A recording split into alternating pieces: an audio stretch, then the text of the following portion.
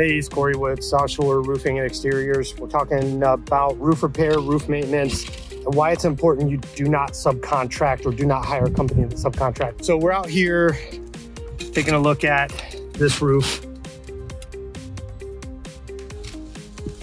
All of the maintenance and repairs that have been done on this roof are absolutely technically incorrect. One of the biggest problems, though, is we got called out here because there was a home inspection. They're selling the house, and there's a lot of wood damage around the chimney. And the problem is they paid somebody over $1,500 a year ago to do a repair. I'll put the link of the picture, but this thing is a disaster. All of this down here near there is all rotted. The front of the chimney's all rotted, and you see these cracks here? This chimney, it can flip over here. So it's not even just an issue of water getting in the house. If we wouldn't have gotten out here when we did, if they wouldn't have sold the house, if we would have had a really strong tropical storm come through this year or something like that, this chimney would have blown right over, would have blown right off the house and caused major damage. So, we always talk about not subcontracting. Well, why don't you subcontract?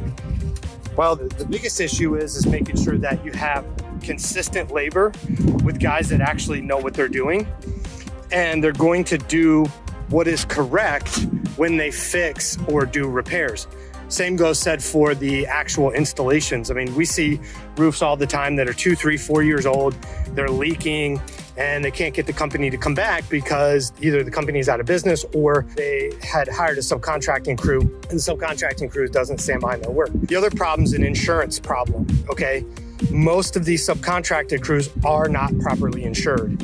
In the state of Florida, you have to have liability insurance, you have to have workers' comp insurance, and you have to have a license. It doesn't matter if you're a subcontractor or what's called a prime contractor, you have to be licensed and fully insured.